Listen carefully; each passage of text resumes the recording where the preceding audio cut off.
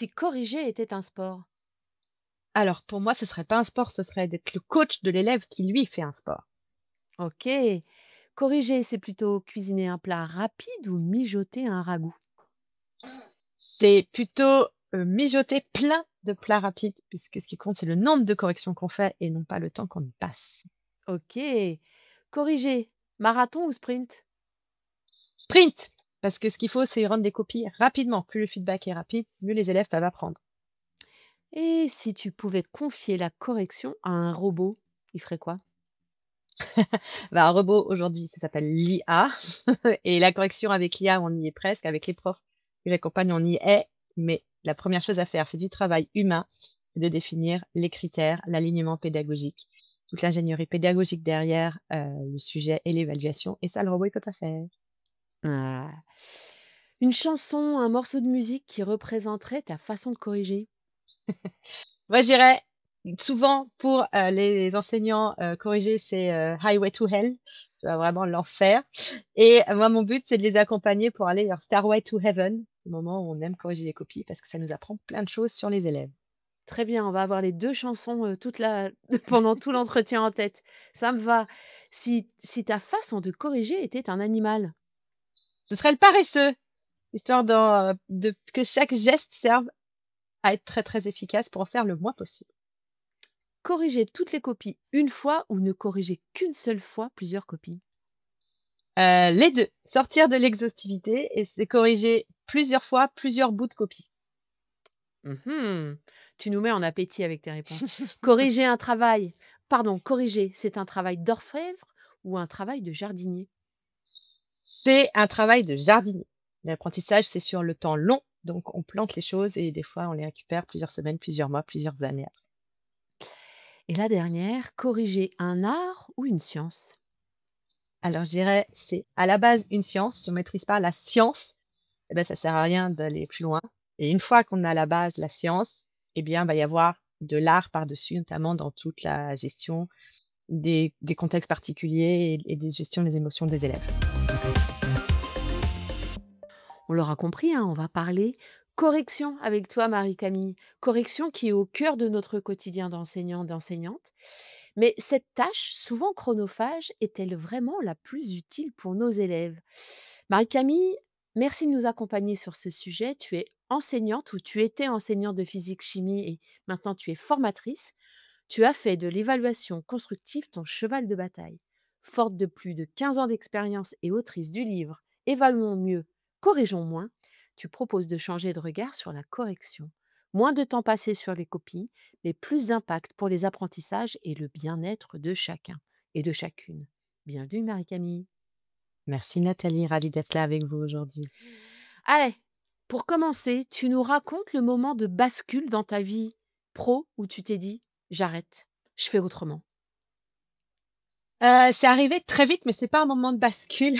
Ça m'est arrivé, je dirais, vraiment au peut-être pas quand moi j'ai fait d'abord des contractuels, puis ensuite j'ai été stagiaire. Je dirais que c'était, néo-titulaire, c'est-à-dire qu'au début, j'aimais bien corriger les copies, ça me permettait de voir quels étaient les problèmes des élèves et cetera. Mais j'avais bien vu que tous mes collègues se plaignaient sans cesse des copies. J'ai été marquée par, on avait fait un à la pré-rentrée, il y avait un collègue qui venait, qui était à la retraite. Non, c'était à Toussaint, elle était venue nous voir et tout, on était là: «Ah, comment ça va la retraite?» et elle avait dit: «Écoutez, les élèves me manquent, mais pas du tout les copies». Donc j'ai vu tout de suite que ça allait être quelque chose qui allait être difficile, pour moi et depuis le début, j'étais en mode: j'ai hors de question que je fasse ça». Moi, j'aime pas trop faire les choses que j'aime pas faire.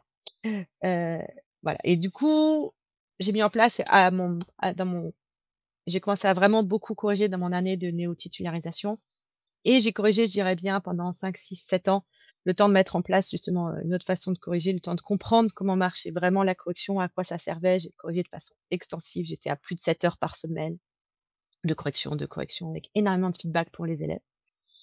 Jusqu'à ce que je trouve quelque chose qui marche et une fois que j'avais trouvé quelque chose qui marche, bah, là, j'ai pu réduire comme j'avais identifié ce qui marchait, j'ai pu enlever tout ce qui était en trop pour vraiment aujourd'hui être, pour assez rapidement dire maintenant, on va vraiment diminuer le plan de le temps de correction. Donc je dirais que le point de bascule, le moment où je me suis dit: «Ça va pas être comme ça a été très rapide, il m'a fallu bien une dizaine d'années pour établir des stratégies efficaces de correction, tant pour le prof que pour les élèves. OK, donc un temps long effectivement et on y reviendra, au long de notre entretien. Tu le dis, hein, tout le monde s'en plaint, mais rien ne change. C'est quoi le problème? Bah, je pense que le problème et ça je le vois aujourd'hui dans les profs que j'accompagne et que je forme, c'est qu'il y a une espèce d'identité professionnelle liée à la correction, hem, qui est double parce que les profs prennent, il y a un certain c'est ouais, l'identité professionnelle, c'est-à-dire un bon prof déjà, c'est quelqu'un qui corrige beaucoup. Parce que déjà, c'est quelqu'un qui travaille beaucoup. Donc l'idée de se dire un bon prof, c'est quelqu'un qui travaille, normalement ou voire peu pour être ressourcé pour ses élèves. Ça, c'est un discours qui est difficile à entendre. Pourtant, moi, je le dis, un bon prof, c'est quelqu'un qui arrive reposé devant ses élèves, ce qui implique qu'il ne travaille pas trop et notamment pas beaucoup. Ça, c'est difficile à entendre. Donc quand on dit aux profs: «Vous allez travailler moins», tout de suite, ils entendent: «Vous allez baisser en qualité votre travail». C'est ça. Mmh. Et la deuxième chose, c'est qu'il y a vraiment quelque chose de particulier qui se joue face à la correction dans le sens où, c'est là où l'acte, vraiment l'expertise principale du prof va se nouer et il y a des histoires qui se créent entre nous et les copies quand on corrige et si on prend pas le pas de recul pour se dire: «En fait, ce qui compte, c'est pas l'histoire que je me raconte avec la copie, mais ce qui compte, c'est ce que l'élève fait avec sa copie, avec la correction», on a du mal à dénouer ce nœud-là. Mais pour moi, la correction, c'est vraiment cet endroit où tous les problèmes de prof viennent se focaliser pour créer cette espèce de nœud gorgia là et à un Ouais. moment, il faut juste prendre l'épée et couper parce que sinon on s'en sort pas. Mmh. Hem, tu nous donnerais une image de ce que c'est, que corriger moins dans une classe? C'est quoi l'illustration? Ça donne quoi? Hem, je vais prendre souvent corrigez-moi, ça veut dire 2 choses. Ça veut dire déjà qu'on est plus reposé, qu'on est beaucoup moins sensible quand les élèves, sont pas au taquet sur les formations enfin sur nos corrections et surtout ça nous laisse du temps pour faire des choses qui sont vraiment utiles pour nos élèves.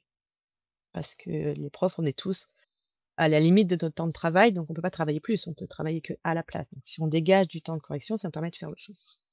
Et ça, c'est le premier côté qui est hyper important et c'est le plus important et il y a le côté satisfaisant qui arrive tout de suite, c'est que si on corrige moins, on rend les copies plus vite. OK. Et quand, moi je me souviens quand, je suis arrivée dans changer de lycée à un moment, ils ont fait leur bac blanc le mardi, je les ai rendus le mercredi. Les élèves étaient là: «Waouh madame, vous rendez les bacs blancs du jour pour le lendemain?» Je fais: «Ah bah oui, c'est important puisque comme ça c'est frais dans votre mémoire». Et ça, c'est vraiment, ce que me disent, les profs que je forme, c'est que c'est le changement de statut social, si tu veux, dans les yeux des élèves, on devient le prof qui corrige super vite et du coup, on est perçu en étant plus compétent, en étant plus à leur écoute et cetera, alors que c'est parce qu'on y passe moins de temps qu'on monte comme ça. Bon là, on a besoin, de concret. Corriger moins, ça ne fait pas de nous, des profs, moins performants, moins professionnels. Mais pour sauter le pas, on fait quoi et comment? Alors concrètement, l'idée, c'est vraiment d'aller regarder ce qui nous prend du temps dans la correction et ce qu'il faut voir, c'est que la correction, c'est à la fois quelque chose qui prend du temps et ça nous prend du temps. Pourquoi? Parce que ça nous prend énormément de ressources cognitives.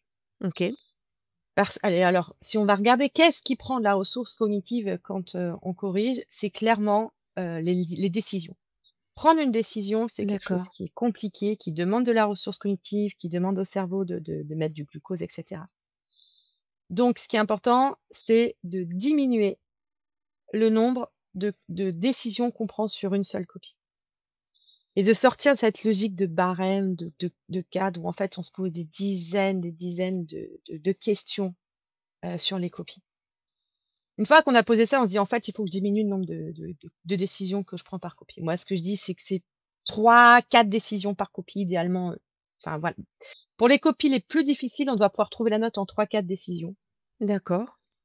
et sinon, on doit pouvoir avoir la note assez rapidement sur sur les copies évidentes, en une décision, ça doit être fait. C'est quoi une Par exemple, décision? quand on bah, la note? Ah, OK. une décision! Bah, ça va être, par exemple, est-ce que cet élève maîtrise ce truc hyper Ah, important qui permet, de me dire qu'il a compris? Bon, si on voit sur la copie c'est ce que je disais, si on voit sur la copie qu'il y a rien et tout, bah, il y a pas besoin d'aller se prendre la tête à faire le barème. On met une note, en dessous de la moyenne, puis on passe à la suite. La décision, elle est prise déjà. Et la décision, c'est, ouais, c'est est-ce qu'il a plutôt cette note ou plutôt cette note? Donc à chaque fois qu'on demande: «Est-ce que j'y mets 1,5 ou ou 1,25?» C'est une décision et sur les barèmes, ça on peut arriver à 20-30 décisions par copie. C'est extrêmement chronophage, ça prend énormément de ressources cognitives pour les enseignants. C'est ça qui fait que c'est difficile et qu'en fait ça traîne en longueur et le problème aussi, c'est que ça complexifie le message qu'on envoie aux élèves. Parce qu'eux, ils doivent faire une rétro-ingénierie de ces 50 décisions, de comprendre est-ce que c'est là où pourquoi j'ai eu 1,5 et pas 1, et cetera. Et donc on envoie tout aux élèves et c'est aux élèves de se débrouiller.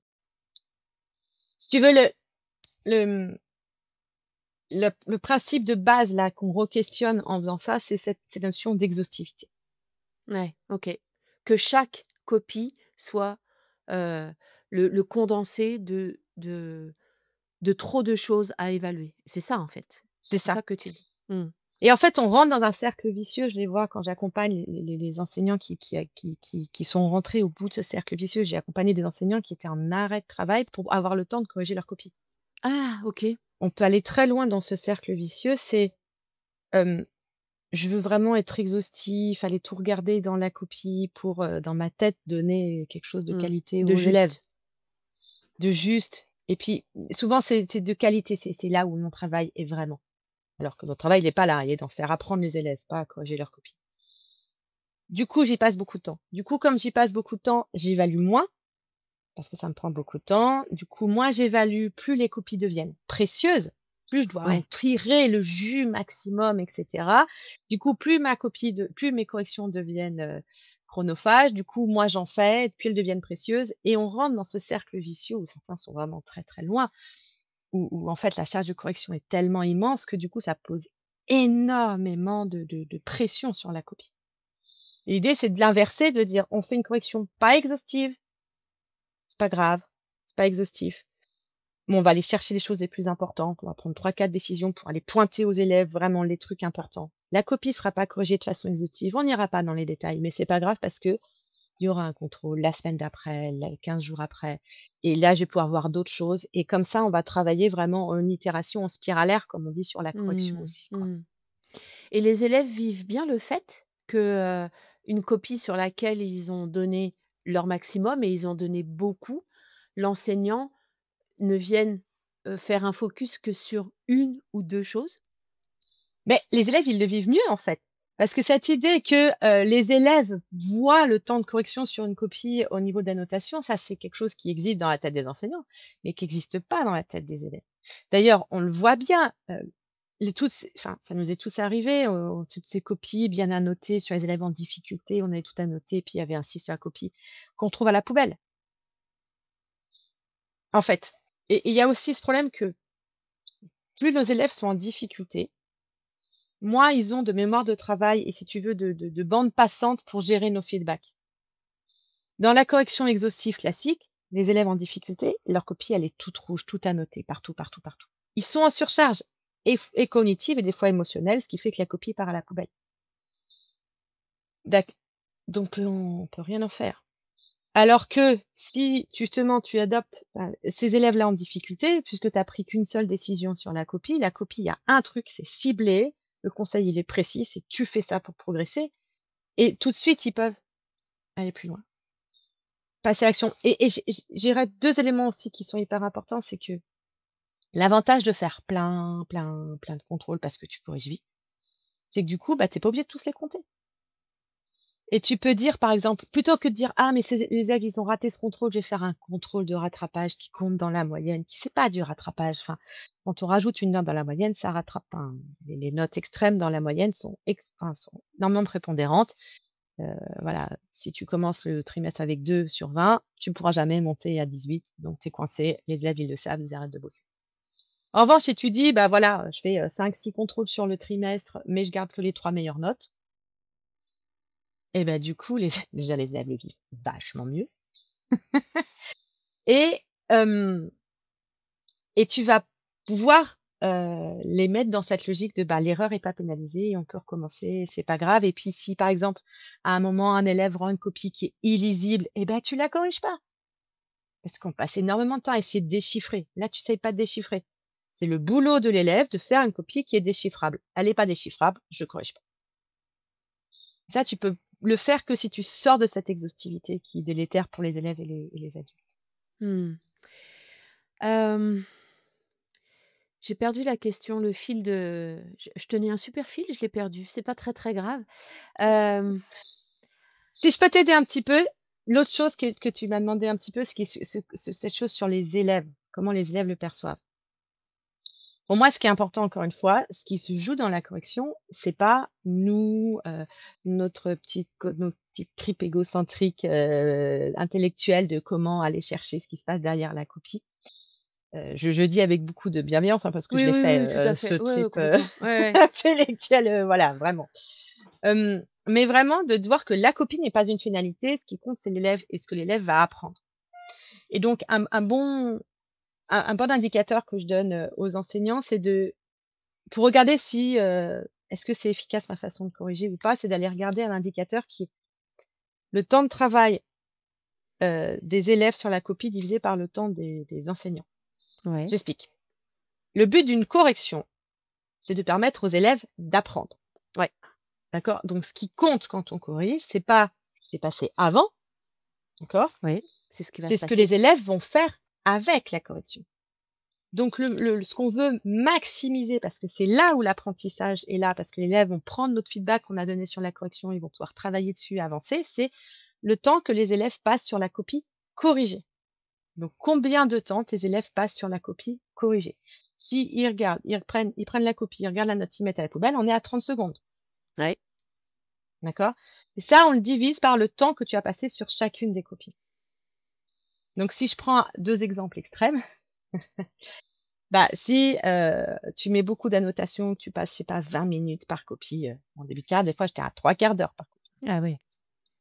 et que tu rends la copie et que les élèves, bah, c'est trop surchargé, ils y regardent pas, du coup on passe à la suite, bah, en gros, tu as fait, 30 secondes divisé par 3/4 d'heure, tu es largement en dessous de 1. Moi, ce que j'aime bien, c'est de viser un rapport de 4 ou 5.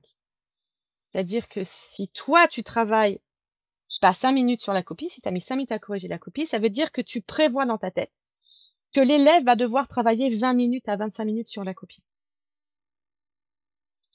Et donc, il va falloir réfléchir à qu'est-ce qu'il va faire pendant ce temps-là et c'est là où ton feedback devient intéressant. Tes appréciations, ce que tu mets faire la copie n'est pas tourné vers la copie, mais elle est tournée vers l'élève et qu'est-ce que tu vas lui dire de faire pendant ce temps-là.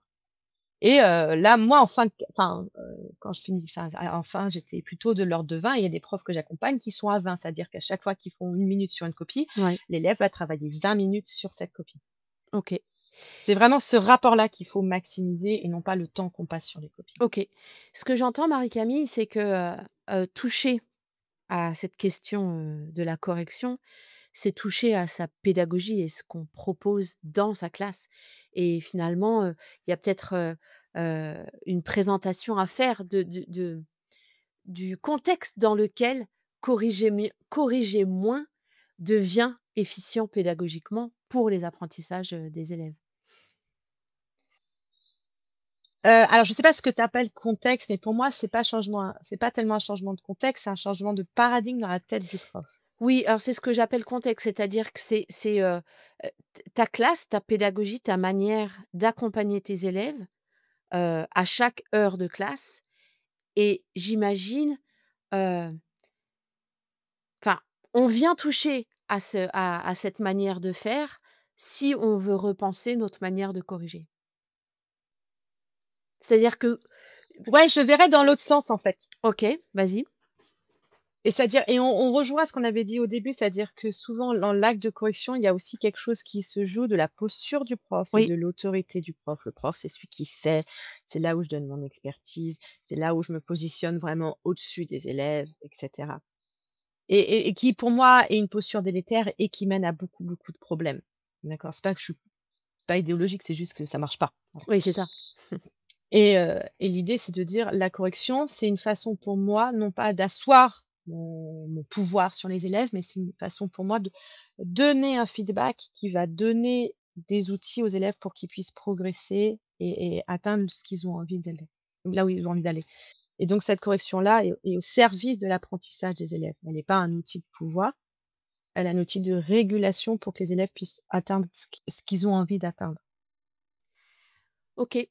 Je pense que oui, vas-y. Juste pour clarifier, parce que je sais qu'on dit ça, on me dit: «Oui, c'est de la bienveillance, c'est du laxisme et cetera». C'est pas du tout ce que je dis et heu, accompagner les élèves dans leur, dans ce qu'ils veulent faire et via la correction, c'est exactement la posture de coach, en fait. Ouais, tout à fait. Quand on dit: «Je suis coach», on ne dit pas: «Ah, tu es bienveillant», tu leur dis: «Oui, oui, c'est bien tout ce que tu fais». Non, quand les élèves, ils me rendent une copie qui est lisible, je ne corrige pas. Je leur dis: «Beh, non, tu te débrouilles pour que ce soit lisible, moi ça, je corrige pas». Si les élèves, ils rentrent dans des trucs tarabiscotés où je comprends pas ce qu'ils disent, je lis pas. Donc c'est et le message est important parce que du coup, le message qu'on envoie aux élèves, c'est: «Moi, je suis là pour t'aider. Si tu veux que je t'aide, il faut que tu arrives à communiquer avec moi». Et ça, c'est vrai pour tous les examens. L'examen, c'est pas une performance qu'on devrait faire, non, c'est un discours, c'est un message qu'on envoie à un examinateur. Et sortir de cette utopie de l'évaluation objective qui n'existe pas, n'est pas possible. Mmh. Mais ça veut dire que corriger moins, finalement, j'entends que c'est évaluer plus dans ta manière de fonctionner. Est-ce qu'il y a différents types d'évaluation? Tu fais des focus particuliers sur certains types d'évaluations? Qu'il y a des évaluations que tu laisses, en autonomie avec le numérique? Enfin, tu vois? Il y a il Je veux bien un petit état des lieux de ces évaluations. OK. Alors, moi, je vais prendre le cadre, très, très classique, évaluation diagnostique, formative, sommative et puis je vais t'expliquer très vite pourquoi on va en sortir. Hem, L'évaluation, quand on pense aux copies, on pense forcément évaluation sommative. En règle Tout à générale, fait. la correction, on a l'impression d'être dans de l'évaluation sommative. D'ailleurs, c'est peut-être des fois ce qu'on nous a dit lors de la formation. Si on se pose 2 minutes, l'évaluation sommative, c'est quelque chose qui est censé arriver à la fin, d'accord? Et il y a cette idée qui est complètement absurde quand on y pense que quand j'ai fini ma séquence, mes élèves ont fini l'apprentissage. Donc si j'ai Ouais. fait une séquence du 1er au 20 septembre, je vais juger que la fin, c'est le 20 septembre. Or, toi et moi, enfin tous les enseignants, on sait en fait nos élèves, on va les garder jusqu'en juin. Ouais. Mmh. L'apprentissage, il est pas fini. Donc on ne peut pas faire d'évaluation sommative tant que l'apprentissage n'est pas fini. Et l'apprentissage, il se finit quand?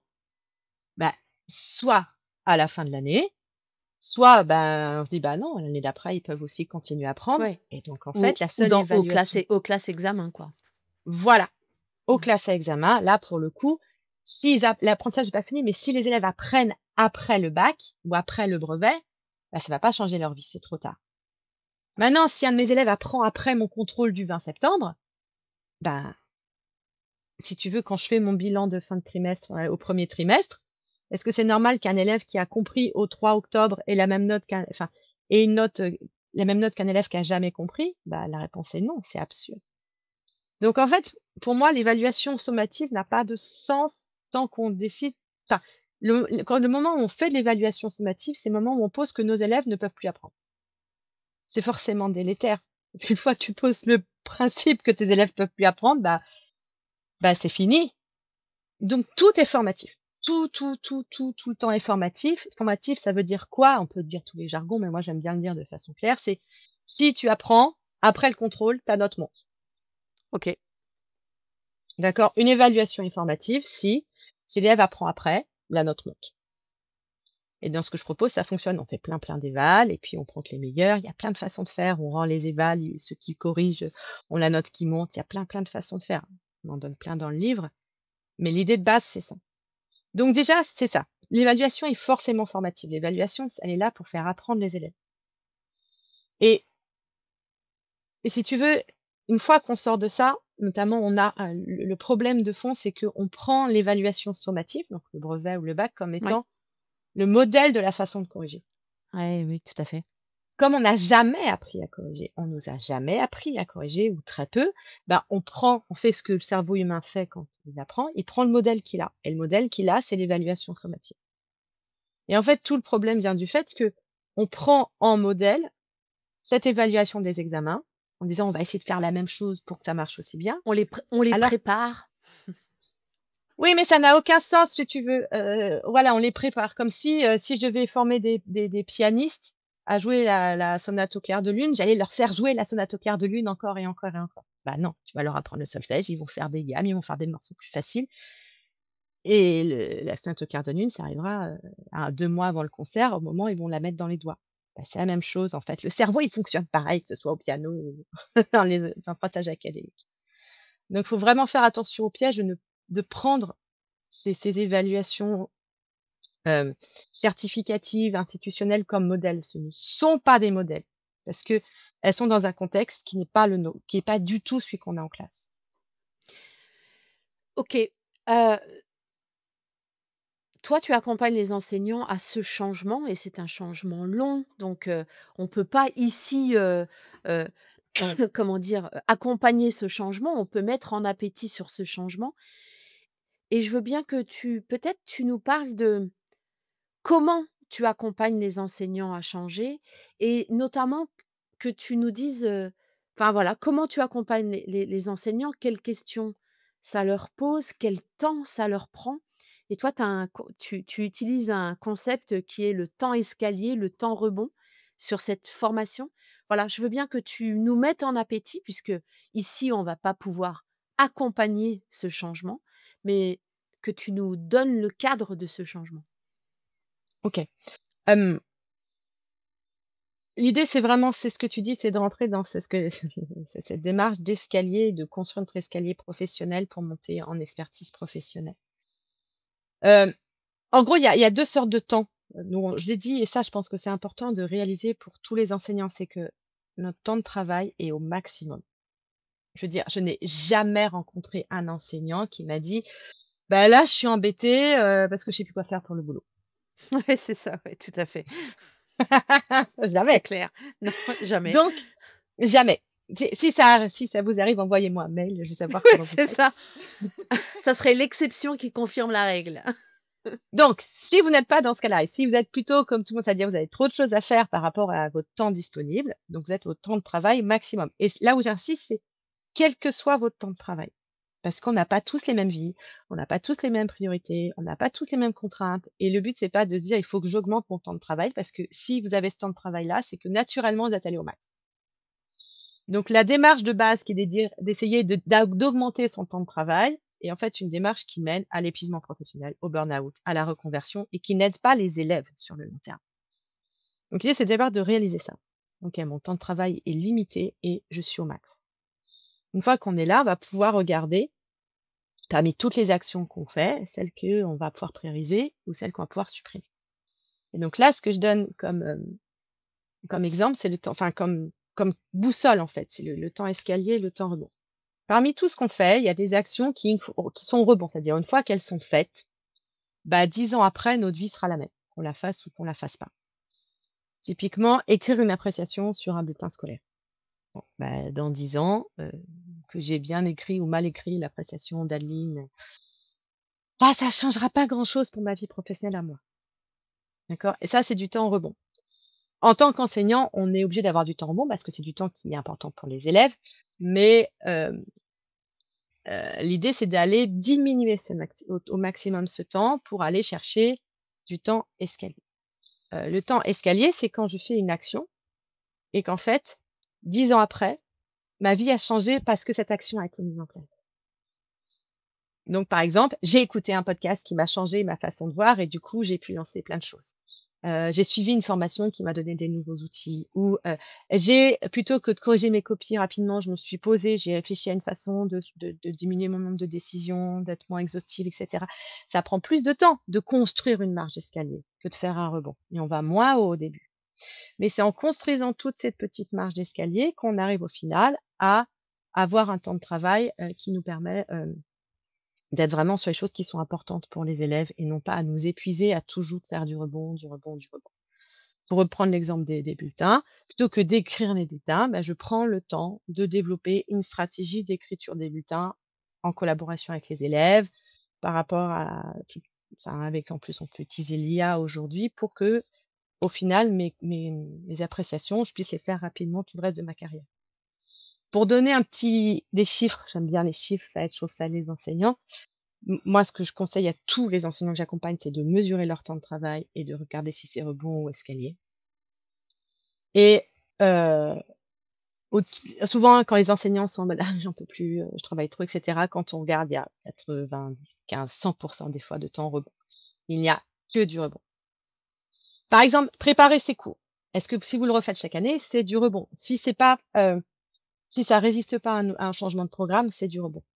Et l'idée, c'est déjà d'introduire: «OK, mais je me force toutes les semaines à faire 1 heure de temps escalier, 1 heure de temps escalier» et ensuite l'idée, c'est d'aller viser, je dirais le minimum, ce qui est bien, c'est 20 de temps escalier D'accord. et ouais, pour les Mmh. enseignants parce qu'il y a pas tous les cours sont des temps rebond, en fait, quelque part.